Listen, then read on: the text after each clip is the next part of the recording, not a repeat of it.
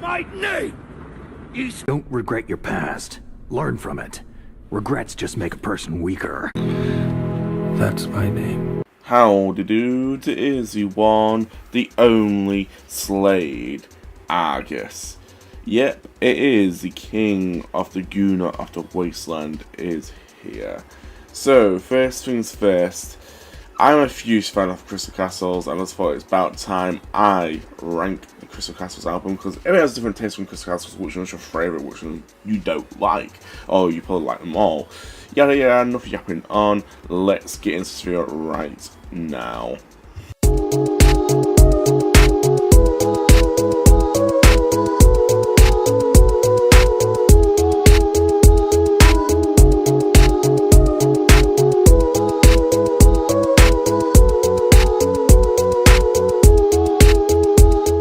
The first Crystal Castles album is such a banger. It's such nostalgia. Listen to it and go, wow. I can remember the first time I hit this, I was like, wow, oh wow.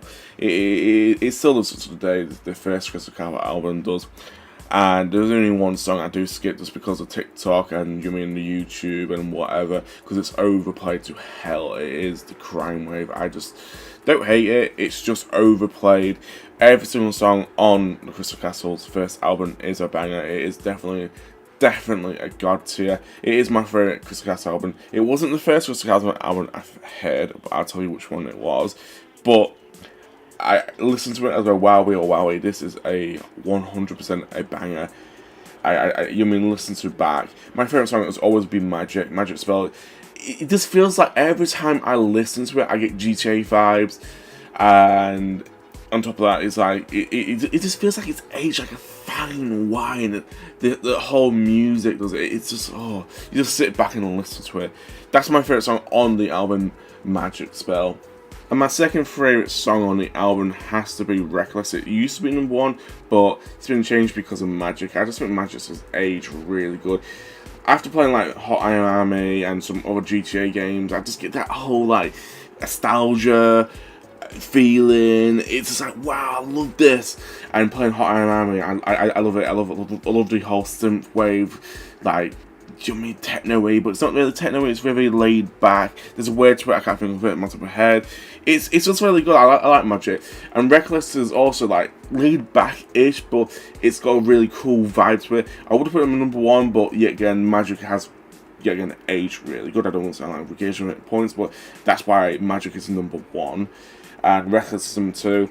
Number three, it's always been a hard one. I do like Black Panther. Black Panther is good, it is a banger. But yet again, I do like Alice Practice. It's like, I do like them too.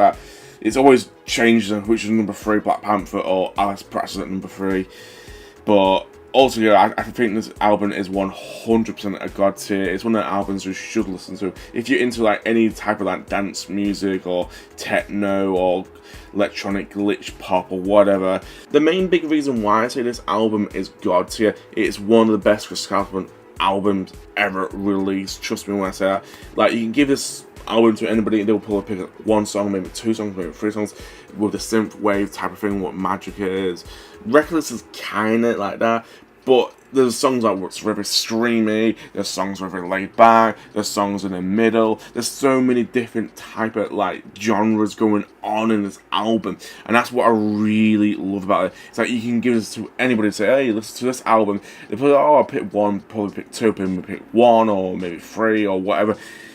This is what makes the album so great, because there's such variety going on. It's like a mixed bag, and that's what I love about the first album.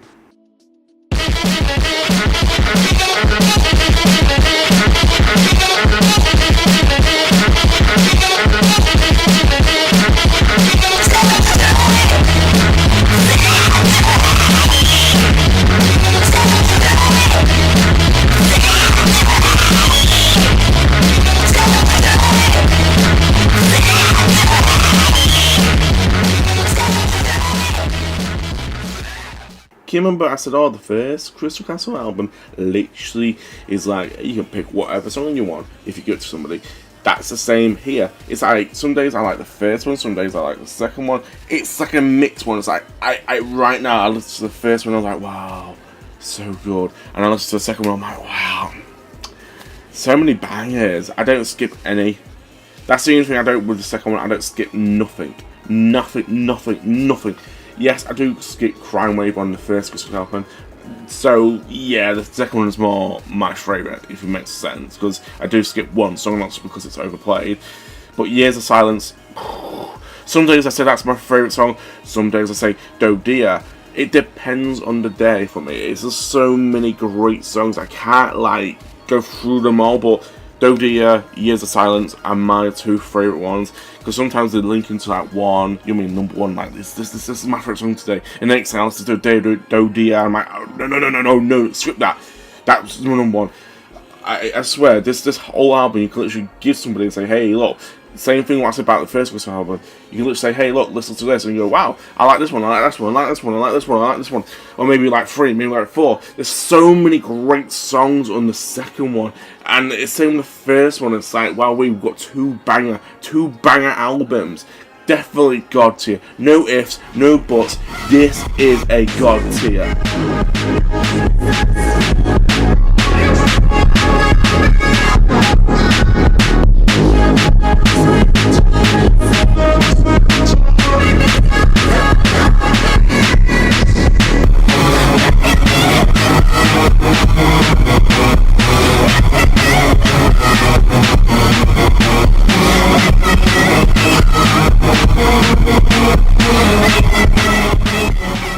I'm going to be crucified like Benny from Fallout New Vegas.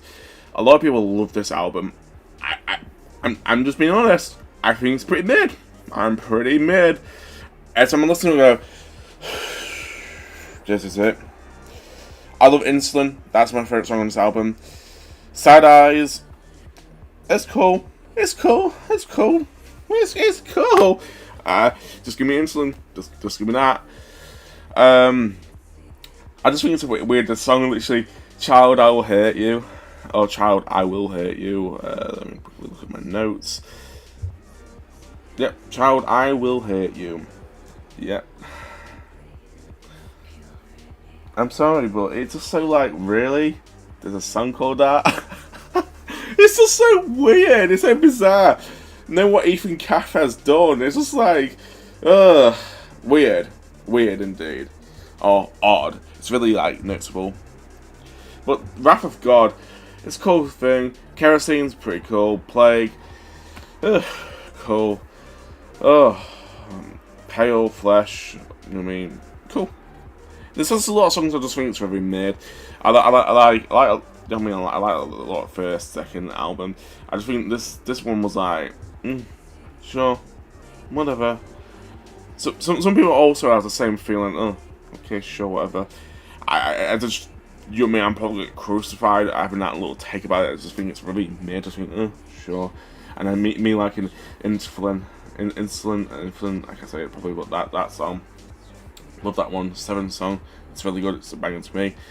It's my favorite song on the album. But I'm not saying anything's bad or trash. Just think I think it's a very mid album. I think a lot of people will have a mid album, and that has to be this one. It's always going to be a mid. And I know nowadays, Crystal Castles now love. I'm like, back when I heard it and now listen to it again, I'm like, I can't really go through it all. It's just very mid, and a lot of it I'm skipping. Or listen to it in the middle part, I'm like, I'll listen to it. I can't bother the rest. Or I might listen to it, I'm like, it's doing my head in this bit. But yeah, again, that's just me being me. I'm probably crucified because I'm saying it's mid. But yeah, it's mid.